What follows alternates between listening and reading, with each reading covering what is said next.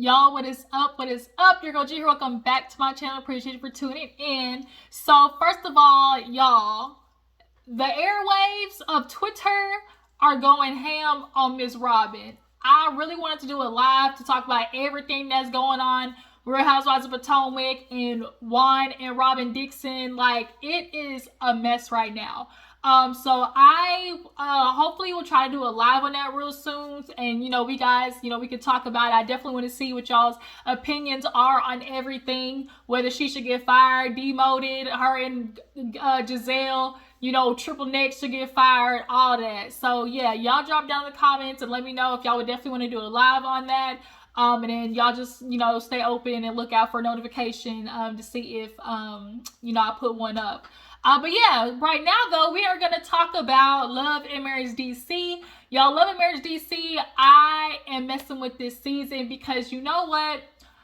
A part of reality TV, on, the heels of this whole, Robin and Juan situation, there is an understanding that, family, you're going to have to put your real ass life on, TV. And we're seeing real ass, on, Love and Marriage DC between Ashley and her mom, Big and Little Jamie. Like, these are real issues. And people don't seem to understand, like, other people are going through the shit too that y'all are going through. Like, of all the people in this country, y'all aren't the only ones going through what you're going through. And so when we're seeing, mental health things, with Jamie, and we're seeing, mom and daughters fight, that's something that obviously we know is such a huge thing. So I just want to definitely, get up to DC for that much, but we still gonna get into this though, and I'm still gonna get into Jamie ass though, and I'm still gonna talk about this Erana though, okay? We still gonna talk about y'all, but we gonna appreciate the fact that it's actual, real on TV. So I missed last week's episode, so let's go ahead and jump into this one. Yeah, let's go ahead. So we open up with Erana and Winter. Y'all, Erana and Winter, y'all know, are just, they're beef buddies. They're not, her, between Erana and Ashley, they're not over, good or Barbies. Winter, I will say though, because I didn't get to review last week's episode, the song, Let It Go. Let It Go. Go to Barbie t-shirts, you should have jumped on that, but we don't care enough to listen to Go to Barbie's MP3, okay? We just don't. But from my,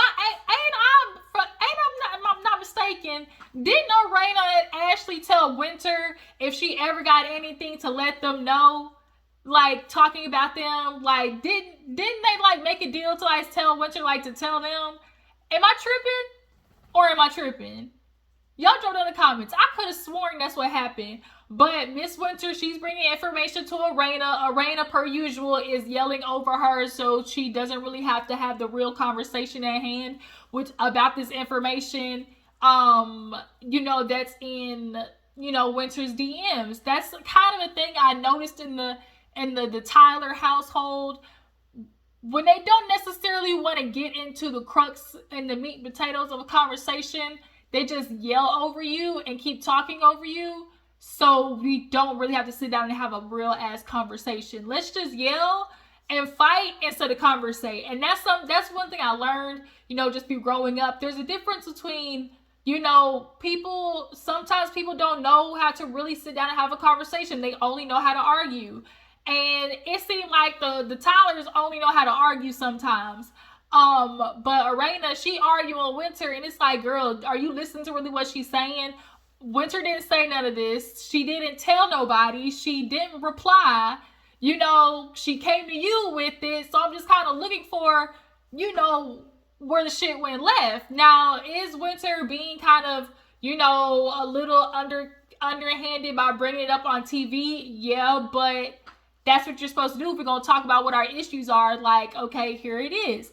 Taylor's like, Raina's like, man, what they saying in there, ain't nothing in that real way. She's like, well, I'm just saying, like, girl, they saying names, talking about you and everything. So Raina's like, man, don't believe none of that BS. What's it say? What's it say? Tell me what it says, because it sounds like you making up lies. And so Winter ran down through there, and basically the people was talking about, the Tylers, might not necessarily be the most present people. They was out there getting their jug on while, somebody was back home taking care of their kids. I mean, Can y'all see it? Can y'all see it? And the way it kind of struck a nerve with Erana, like, or is it just me? The way it kind of hit Erana, it kind of made me feel like there's at least an inchy bit of that's teeny tiny bit, shout out to Cat Williams, of that might be a little accurate. Because the one thing for me that was just kind of a giveaway of why for it potentially being accurate or somewhat of, a truth to that, Erana just kept saying, why would you bring something that, it ain't true? Like, you don't believe it, right? Like, she just kept asking, Winter, like, you don't believe that, right? Like, you don't think that's real, right? And it's like, Winter, she never said she did. She never told anybody. And the fact that every time, like, just Erana's just like, you should have brought this to me. Like, it's fake, right? Like, it's fake, so you shouldn't even give it any time of day. And it's like, well, we don't know. Like, but here it is. Check your camp, because this is something that seems very personal. I don't need to check my camp. Well, bitch, look like it. And so basically Erana's, girl, you don't need to do that. I can't believe you came to me. Now you got my son's name in your mouth. I can't believe you talked about my disabled son. And I hate when people do that, because Erana, she didn't talk about your son. Don't try to conflate issues. People love trying to bring in an issue sometimes to power, their movement with somebody. And it's like, Erana, don't do that, because the Winter didn't say shit about your son. So I didn't like how she went and told Jamie that, and that's not how it went. But yeah, nonetheless, they basically agreed, like, bitch, we see each other, F you, and I ain't gonna be your friend, you ain't gonna be mine, period, okay? So, we move on. Ashley goes to see her mom. First of all, Ashley called her mom by the first name, so that already lets you know how it is. She walks in, and y'all, they look just a goddamn alike. They look so much alike. So she sits down at the table, and of course is checking up with the mom, and the mom's like, what's going on? She's like, oh, well, just my book's doing well. And she's like, oh, what kind of book is it? She was like, well, kind of a self-help, rediscovery book, to address your past, how to get over your traumas, forgiveness, for yourself and others, how to take accountability. And she was like, that might be a good one for you. And the mama was like, I know how to take accountability. You don't get to be the age that I am, not doing that. She was like, I'm 62. Like, I ain't no fool. And Ashley was like, it be a lot of 62-year-old fools out here. And she like, well, I ain't one of them. So this is crazy, because Ashley is going through something with her mom that, I'm not gonna lie, I struggle with my mom a little bit too. Like, that there's that instance of, like, where kids, you finally get old enough to, or just strong enough to tell your parents that some of the things that they did in your childhood still sticks with you. And because parents only want to see it from the side of, I did what was necessary to take care of you. Was I perfect? No. But now you calling me a bad mom. Now you, like, it's always going to go immediate to, now you're calling me a bad parent. Look at all the stuff I did for you. All the things I sacrificed. I did the best I could. All of that. And it's like, as children, we're not saying you didn't. We're not saying that you don't love us. But there were some times in which, obviously, as a parent, you can't get it perfect. You're not going to get it perfect. This is like the way I try to describe it, to my mom, which is point blank, as easy as I could, to get her to understand this. And I came up with this logic of, if you can understand that you're not a perfect parent and that there are some things that you did wrong, understand that in the ways that which you got it wrong, there was collateral damage to that, which was me. So it may not have been your intention to do these things wrong. Obviously, as a parent, you try to do the best you can. But it still doesn't change the fact that in your wrongness, I had to suffer the collateral damage of that. And so I'm dealing with the trauma of, being collateral damage to you getting things wrong as a parent. Whether it be outbursts, attitude, unnecessary, whoopings, who knows what child, people go through in their childhood. Like, parents got to understand your child and your relationship. Think about it from their perspective. And it just seems like the mom does not want to see Ashley's perspective, nor does she want to get down to the basis of it, which is, Mom, you abandoned me. I felt abandoned as a child. How could you feel abandoned? I was taking care of you. Yeah, you paid the bills, but where were you physically? Like, Ashley's like, I remember my mom, leaving with a suitcase. Mom, here's the question I want to ask you, because you basically snitched on yourself. Talk about whether I was here or if I was next door, I was still here for you. So that means you already are aware that there were times that you weren't in the house. So you snitched on yourself. So you are aware of moments of you not being in the house and saying, oh, but I still took care of things here. So if you're aware of that, that means you definitely got to be cognizant of the fact that, okay, if I left home to be with some nooker, as unfortunately is the Achilles heels of women, some women will literally almost neglect their children for a man. And I don't think she's able to acknowledge that's really what it was. Like, you chose a man low-key over your child, and no woman wants to admit that to themselves. I chose a nooker who probably was a shit, that was giving me hell, cheating on me. Probably, wasn't nothing, because when grandma came back after, Ashley was pregnant or whatever, he didn't like that. He left and moved on. So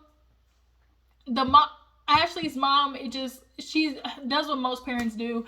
I loved you. You were my pride and joy. I paid for things. Then she came with these weird ass excuses. You were a grown woman. What? You were grown at 16?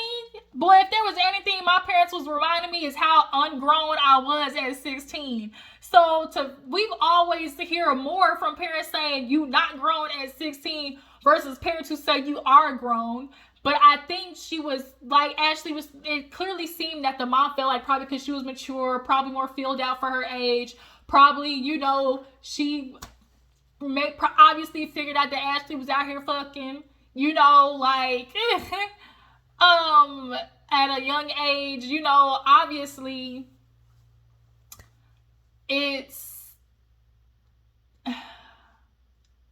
you just don't do your daughters like that. Like, you left her and you're not really trying to see how that could have hurt her in that perspective. That's just what at the basis of it all. The mom is not able to get outside of herself, and that's kind of what low-key narcissistic people do. Like, they don't see how their actions affect other people, nor do they care. And I feel bad for Ashley, I really do. And so you realize as sometimes as you get older that sometimes you're not going to get an apology, and the reconciliation from that point on becomes reconciling with yourself and being okay and knowing that your truth is your truth, and you don't need them to apologize to validate it. Like, it because you lived it.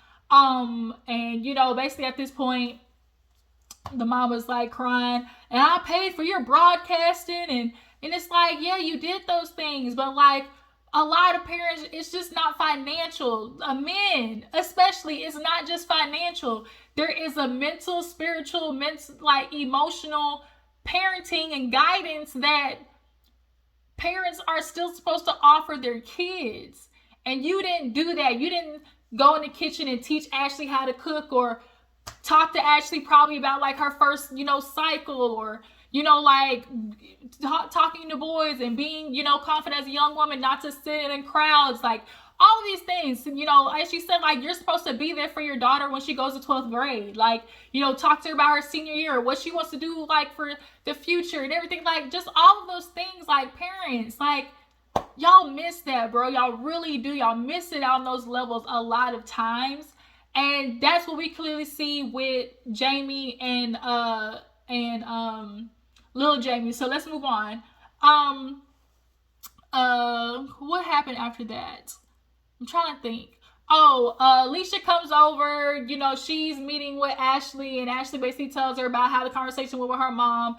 she's not addressing it. Her friend Alicia was like, girl, I definitely know you not lying, because I literally moved in with you. Like, I wouldn't have been able to be there if, you know, you was there by yourself. Like, you know, like, obviously I know that what you're telling is the truth and you're just going to have to move on. So they're cheersing to, you know, to Ashley, you know, just moving on, and her birthday, which Quick is doing a surprise for. Jamie, well, his ass retired. He's no longer on the police force. The fact that Jamie is a police officer / detective, it just makes it just makes the trifecta of like who I figured he already was. Like, to find out that he's a police officer, like, it clicks. It makes sense. Like, there are certain type of characteristics in those men.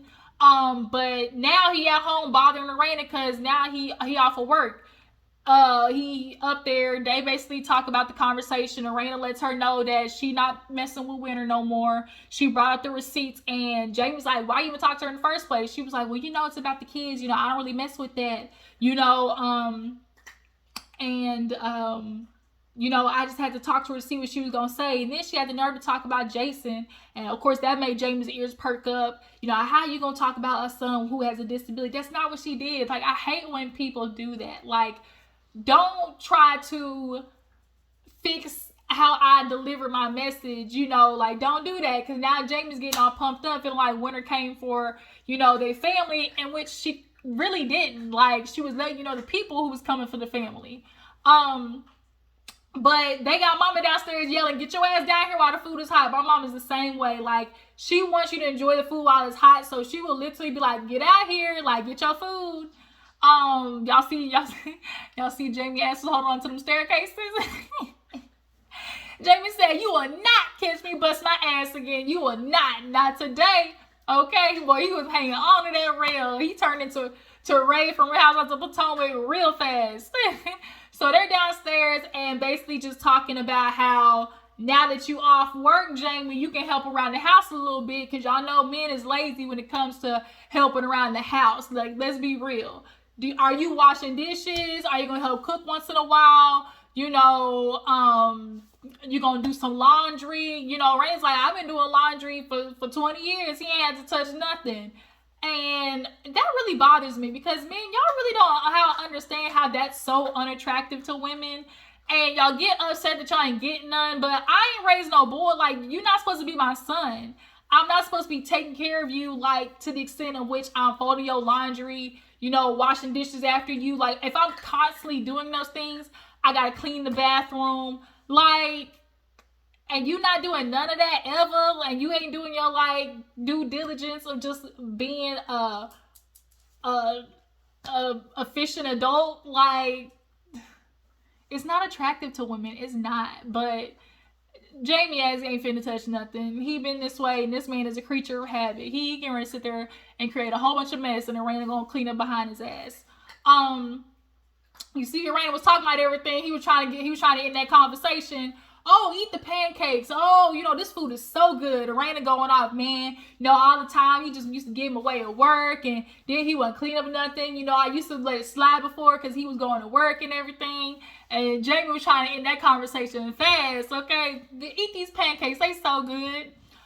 So then, what else happened in the episode? I'm trying to remember. Was this?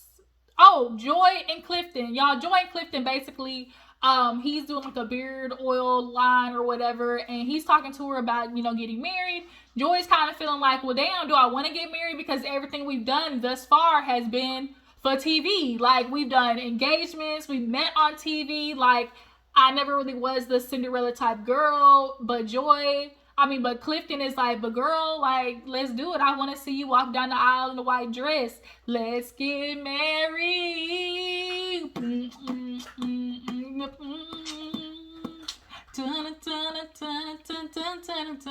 All right, let's stop. Yeah, so basically they're just going to discuss whether they want to do that. So then, we get to, it's time for Winter's party. Not Winter's party. What's her name? Ashley's party. She already knew about the surprise. She's like, oh no, I haven't had a family member ask me about what I'm doing for my birthday. I wonder where they all could be. So she walk in, and of course it's like she plays along with it. Quick in his I always gotta be seen ass with the flailing of the arms. Like, Quick knows that Ashley really is out of his league. Like, let's keep it funky. First of all, Ashley is fine. You know, she look good for her age. She not no dummy. Like, there will be a lot of nipples out here that can really take Quick, you know, that really would snatch Ashley ass up, kids and all. And he said in his speech, you know, I recently realized that, you know, Ashley's all of these things, you know, my soulmate, my baby mama, my confidant, like all of these things. And it was like, yeah, after seeing the show and all the shit that you really ain't doing like that, you know, Quick, you gotta step it up. Like, you really, really do, my man, you gotta step it up. But Ashley looked good. Everybody's there. Erana, Joy, and them are in Guatemala. So then this is where we hear that Alicia got into a car accident, but Quick decides not to tell Ashley. He wants her, you know, to wait till after the party so he don't ruin it. So everybody kind of goes to the table, sits down, and, you know, they're like, Erana brings up Joy and like, oh, Ashley, you know how, you know, Joy, how'd you enjoy at the party? And she was like, yeah, you know, I mess with Joy. And she was like, well, you know, I ain't gonna lie, when I last talked to her, she was saying she was kind of like taken back by how you was like, oh, she not a single mother, so how's she gonna talk to single mamas? Ashley still stands by it. And that's one thing I do mess with Ashley about. Like, when she says something, she stand on that shit. Like, and I am a person, like, I appreciate it. Whether it's wrong or right, somebody who stand on their shit and back what they talking about, like, I can mess with it. So Erana's like, yeah, you know, she kind of felt some type of way. You know, she was expecting more of a congratulations. But Ashley, you know, basically that's how we're gonna get Joy and Ashley to have they scene together. So speaking of Joy, we see Black and was it Chandrell? Is it Chanel or Chandrell or something like that? You know, we got to get into, you know, their situation. Everybody, they was like, oh, well, don't you know Joy? He's like, yeah, we was in a band together called Mumbo Sauce, but then, shoot, I don't know why she don't like me no more. You know, I think it's because, you know, after, like, my ex, you know, when he said I broke up with her, you know, she started, you know, being weird with me. And it's like, whatever the excuse was, I didn't buy none of it. I looked at that nigga and was like, lies you tell. Whatever you did that shit. Then, you know, there's just some people you can look at and you just know, like, you ain't shit. Like, I can just look at that man and tell. And you a producer in Maryland, like, get the fuck out of here. So yeah, so we gonna see the real reason why Joy don't fuck with him in the next episode. But, you know, we finally get to Quick and Jamie. And Jamie wants to give a cheers, like, oh, Quick, you know, I want to thank you for talking to little Jamie. You know, you said what I said. You know, he had to make sure he threw that in there, that, you know, because everybody grew with me. You know, my son, you know, you said what I said, but he heard it from you. And it's like, right message, wrong messenger. Honestly, here is the problem that a lot of people are having with you, Jamie. You're so stuck on the he ain't doing shit with his life that you're not paying attention to the why he ain't doing shit with his life. Like, you're so stuck on that part. And it's like he can't get to the doing shit in life until he addresses what's keeping him from doing in life. And everybody sitting at the table watching you call your son basically ain't shit and a bum. You know, I'm sure those words were probably yelled to him a multitude of times growing up, from him getting in trouble to 15 to now, which you love reminding people of. Oh, he been getting in trouble all his life. Like, you are putting that on him as if you don't have any accountability in none of that. Like, parents, y'all always want to look at the child's actions and how they act in life, and y'all don't never want to ask yourselves, damn, what way do I contribute to that? Jamie, you were a hard ass growing up. You weren't there often, obviously, because you weren't spending clear times with your sons. Erana was at home dealing with everything. Erana talked about how you was MIA. Not only were you on the scenes at night, you're a police officer, so you probably was damn near gone almost all day. So I wonder what your sons are doing all day, having somebody not really there in their lives. They just, it's a hi and bye. You come in for breakfast, I see you on dinner on Sunday situation, and then your sons are acting out and you're wondering why. Did you spend time with your sons growing up?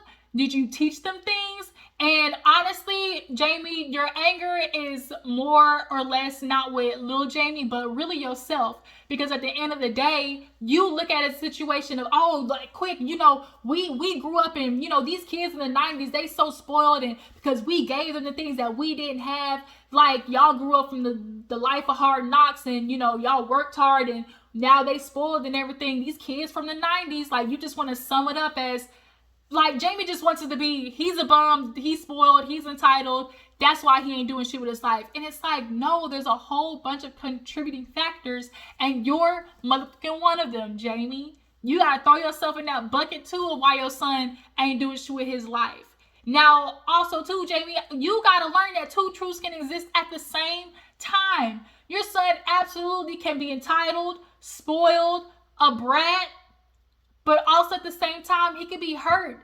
depressed, suffering, and which Erana, you know, is telling Ashley and them, like, he talked about not wanting to be here at some point in his life. And all you can say is, oh, he been saying that shit since he was 16. It's nothing but trying to get attention. Right. The attention is, hello, I'm hurting. Hello, I don't want to be here.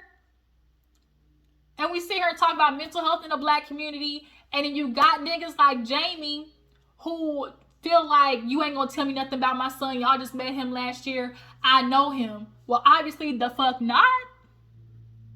Because if you knew him, you would have known the solution to fix him by now. And Jamie would have a job by now if you really knew your son. Then you would know what was wrong with him.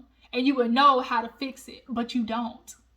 Which is another reason why you're screaming and angry. Because just be better. Just have a job. Just do something with your life. He has to get there mentally first before he does that. You screaming at him, like Ashley said, like, words from a parent, like, is not only harmful but hurtful. And kids, I remember to this day, you know, times my mom used to call it, like, I think about those things. As kids, you remember when your parents made you feel a certain type of way. And so you comfortable calling him a bum in front of people. Ain't no telling what you was calling him behind the scenes. Like, real spill. And Erana, I know Erana has a little bit of guilt herself because she sat there and didn't stand up for her kids a quarter of the time. Now she can stand up a little bit and tell Jamie, like, bruh, the yelling is enough. Like, our kid is hurting. I don't want to get that call one day. And you want to sit there and say he playing until the day is the day you're always going to feel like that. Now, God forbid, had he really done something to himself, like, what would you have done? What would you have done, Jamie? And all he wants to sit there and say, yeah, as everybody ganging up on me. You know, y'all only been around for a year. You can't tell me nothing. That's your problem. You don't never want to learn nothing. I can't stand people who aren't teachable and are in leadership positions, because a true leader also knows how to be a follower. These are multiple people literally telling you the same thing, Jamie. Everybody, regardless of how long they've been around the situation, are looking at it from an objective point of view or from an outside perspective. And everybody's saying the same damn thing. You're not good for the situation right now. That's why your son had to take a break after finding out he didn't have a job and walk away and just dissect, disconnect for a little while from y'all, because he was tired of getting yelled at, Jamie. All you do is motherfucking yell. All you do is yell at the birthday, just yelling. He don't do nothing. He's spoiled. Yeah, he's a bum. He been saying that since he was 15. It doesn't go away. Like, people fight through it. Like, you can feel like every day of your life, and there's still that little inkling that makes you fight just to get up another day, or you don't have the guts to do it. Like, there are moments in people's life, like, it gets dark for some people, and really you just lay in bed and feel like I just wanted to go black. Like you lay in bed and you literally close your eyes and you just wanted to go black. And just that's it. And he's searching for like that emotional uplifting, and Jamie, you're not giving it to him. You're not. All you do is beat him down and then wonder why he didn't become something. And then you also don't want to address the fact how you feel stupid and insecure about the fact that you're this man with this career and businesses, and then your son ain't got nothing to show for it. You got all of these. See, that's the thing about leaders that we also need to have a conversation about, because true leaders create more leaders, not followers.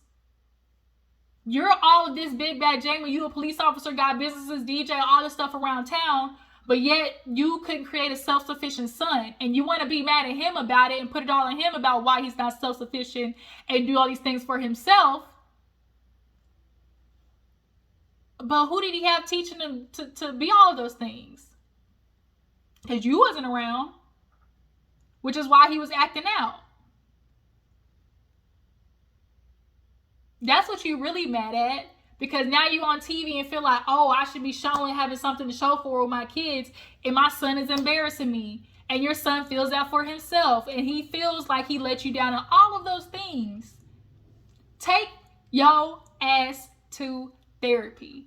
The end. Take Jamie's ass, little Jamie ass, to therapy. The end. Since 15, he been feeling this way. 15. And all of that time, y'all didn't think, hey, let's put our son in therapy? The f is going on? Let me get off of this. Basically, they get done with that. Ashley wants to party. Quick tells her, you know, about Alicia getting the accident. She pissed off. He like, what can I do? She like, shut up. You don't have real friends. He's like, I do have real friends. And it's like, do you? And basically, she's kind of upset that Quick didn't tell her. But yeah, y'all, that was Love and Marriage, DC. Y'all tell me how you feel about the episode. Quick, he still got to get his shit together as a husband too. All these husbands, honestly, is trash, garbage. And Quick, just because your son ain't no little Jamie, doesn't mean like you ain't on the way to being a disenfranchised daddy too. Because where you at in the picture with your sons? I digress.